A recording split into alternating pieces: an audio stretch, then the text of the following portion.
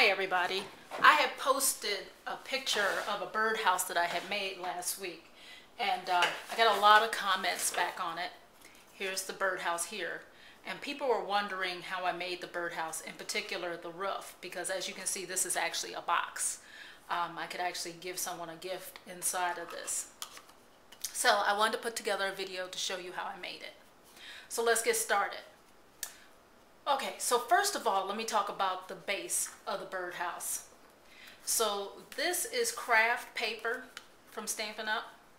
And what I did was I cut a piece of paper that was 7.5 by 7.5, and then I scored 2.5 inches on this side, and then 5. Turned it 2.5 and 5.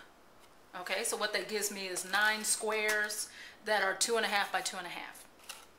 Then you can see that I cut in on one side, flipped it over, cut in on the other, folded it, and now this gives me my box. If I fold it up, you'll see the shape come alive.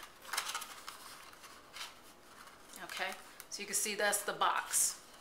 Of course, I would use some sticky strip to put that together. Okay, so that's the box. And then what I did was to make the opening, because I actually have an opening there that you can see through. I chose one of the sides that, as you can see, it's only one level. So this would be my front. And I took my 1 3/4 inch punch, came in, and just punched a circle in there. Tried to get it about center. Simple enough. Okay, so you see that'll be my front of my box there. Then as for the texturizing, I could not fit this whole piece of paper, the 7.5 by 7.5, through the Big Shot. So what I did instead was I cut 4 2.5 by 2.5 panels. Okay, so here's a cut panel out of the craft. Then I sent it through the Big Shot. I sent each one of the sheets, and actually I could probably get about 4 on there, through the Big Shot using this distressed texture plate. And this is part of the texture plate kit number 4. I've talked about how to use the texture plates before, so look at one of my older videos for this. After it came out, you know, it looks nice, but it's still kind of, you know, flat. So I took my creamy caramel ink and I took my textured side and I just ran it across there. You can see it starts to pick up some of the color, and to me that started to look more like wood.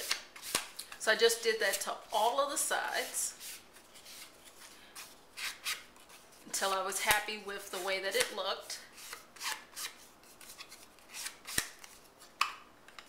And then I used sticky strip to adhere this to the side of my boxes.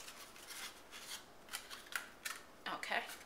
Now for this front opening, once I adhered it, I put sticky strip around the edge. I lined it up, turned it over, and just lined up my punch again and went over the circle. So then that gave me my opening through the textured side as well. So that's the base of the box. Pretty simple, pretty easy. Okay, so let's talk about the top. So like I said, this is actually, you know, a box lid. So I started with a piece of paper that is 3.5 by 3.5. Just looking at my notes so I get the right size. Okay, 3.5 by 3.5. And then I scored a 1/2 inch in on all 4 sides. All right. Then, you know, I just put some sticky strip on the inside of each. I'm sorry, I cut flaps. I should say that. So just like you would make any other box, I cut flaps. Really pretty easy. And then I just put a little bit of sticky strip right there. Folded it in to meet the sides. Get that? Did that for all 4 sides. and that then gives me my box lid. Okay, that would fit right on top of here. Oh, and I should say, actually the size I started with was just a little bit more than 3.5 by 3.5. So if you're using your Friskers cut, go to the 3.5, and then the next little space over, the next notch, that's what I cut. So that made sure that it was a little bit larger than the box so that it would go on and off without any problem.